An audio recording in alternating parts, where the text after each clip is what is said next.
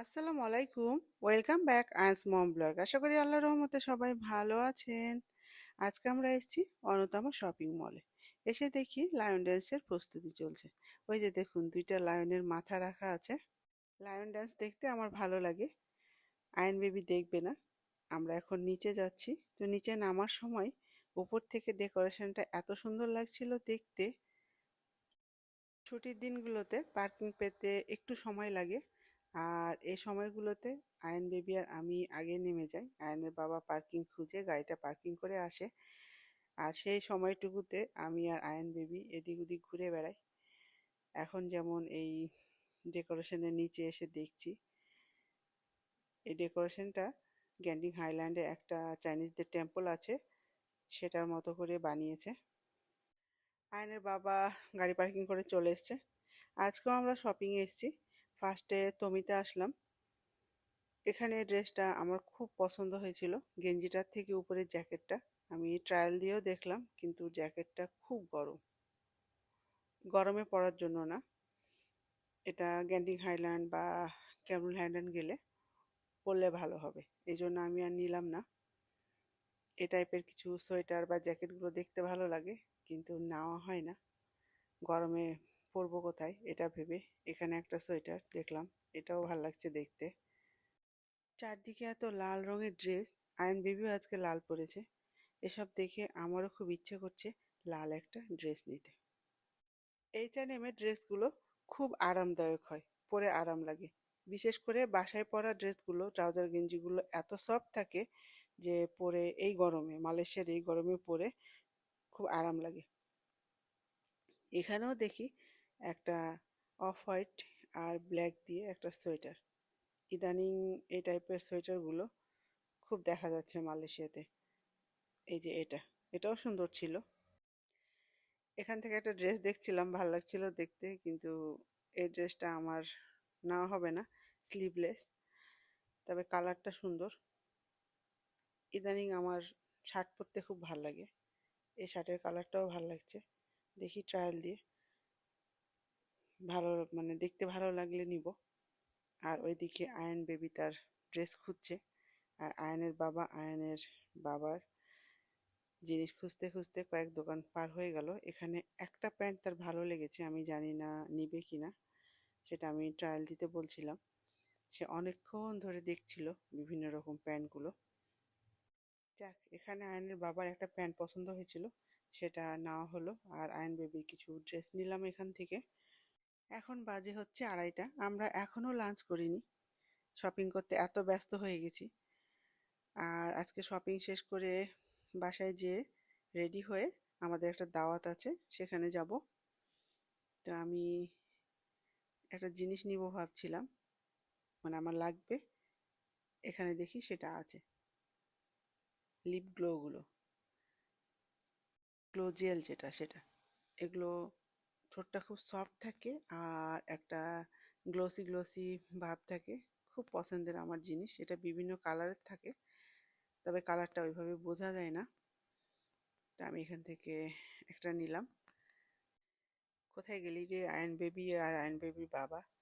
প্রায় সময় এরকমই হয় যে আমি এক সাইডে জিনিস দেখতে ব্যস্ত থাকি, আয়ন বেবি আর আয়ন বেবির বাবা আর এক সাইডে জিনিস দেখে, তখন ওদের আমি খুঁজে বেড়াই। কোথায় গেল ওরা? ওই যে পেয়ে গেছি। এখন হচ্ছে সানগ্লাস দেখব। আমার একটা সানগ্লাস লাগবে। আমি অল টাইম যে সানগ্লাসটা ইউজ করতাম সেটা ভেঙে গেছে। তো এখানে এই সানগ্লাসটা আমার খুব পছন্দ হয়েছিল, কিন্তু সাদা ফ্রেমের জন্য আমি সেটা আর নিলাম না। কালো হলে আমি নিতাম।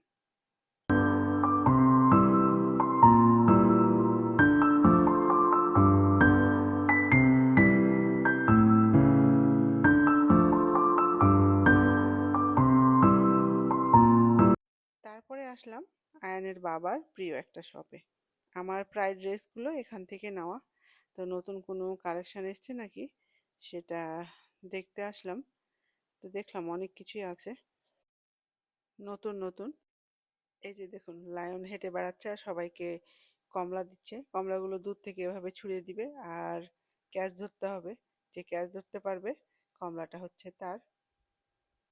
তারপরে হচ্ছে এ ওয়ানে আসলাম, এখান থেকে প্লেট নিব।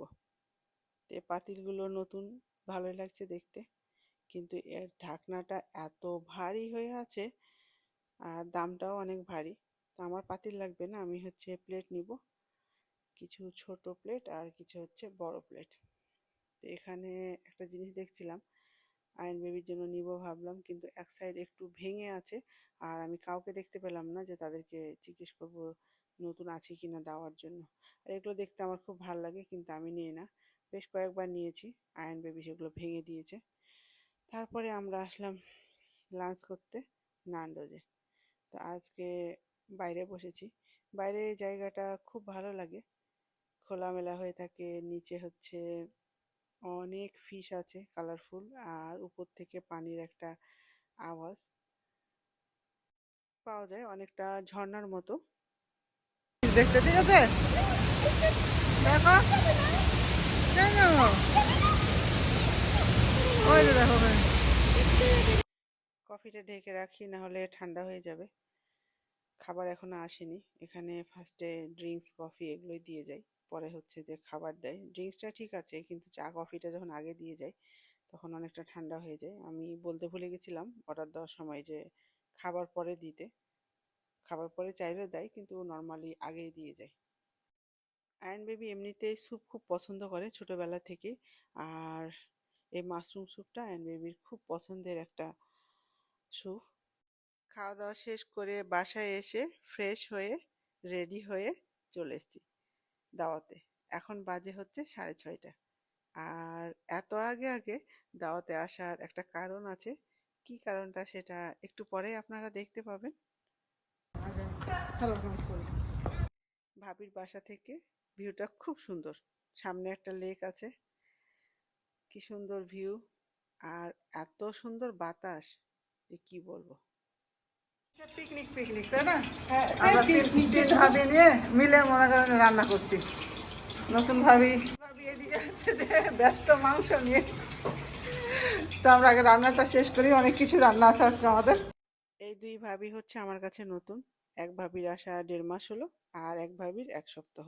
তো যে ভাবির 1 সপ্তাহ সে ভাবির বাসায় হচ্ছে আজকে আমাদের দাওয়াত। আর এত আগে আসার একটাই কারণ যে আমরা সবাই মিলে একসঙ্গে মজা করে রান্না করব। আজ শেষ হওয়ার পরে কে এসছে তখন কাটাকুটি করতে? আমরা খুব ব্যস্ত নাকি, ওই জন্য রান্না শেষে এখন হচ্ছে ভাই এসছে কাটাকুটি করতে।